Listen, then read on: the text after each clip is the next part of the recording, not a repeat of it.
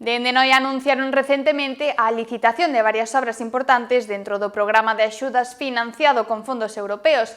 Estas actuacións buscan mellorar servizos e infraestruturas no propio municipio.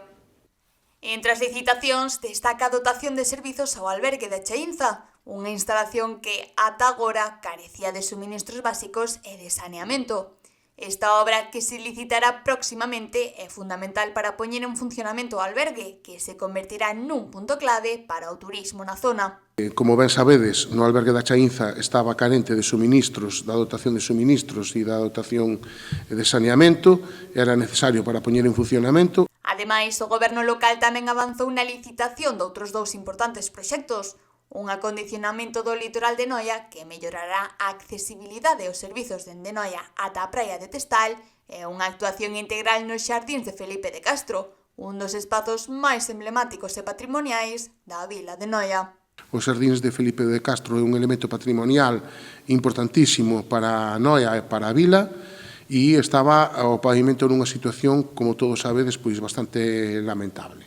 Ten acumulación de agua, charcas, o terreno está irregular, a accesibilidade é complicada, se houve algún accidente, algunha caída, e sobre todo a xente maior e demais. E non podemos ter un elemento patrimonial dese calibre, é un BIC importantísimo, e vamos facer unha actuación para acondicionar o pavimento. A obra nos xardíns de Felipe de Castro incluirá a mellora do pavimento, a reestruturación dos sistemas de drenaxe e a restauración de fontes que estaban sen funcionamento.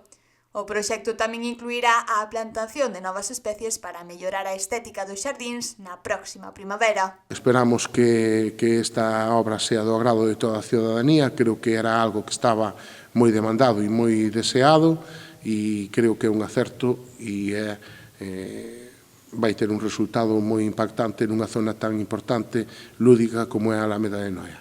Estas melloras non só servirán para preservar un espazo de gran valor patrimonial, senón tamén para fomentar o turismo sostible e mellorar a calidade de vida dos veciños e visitantes.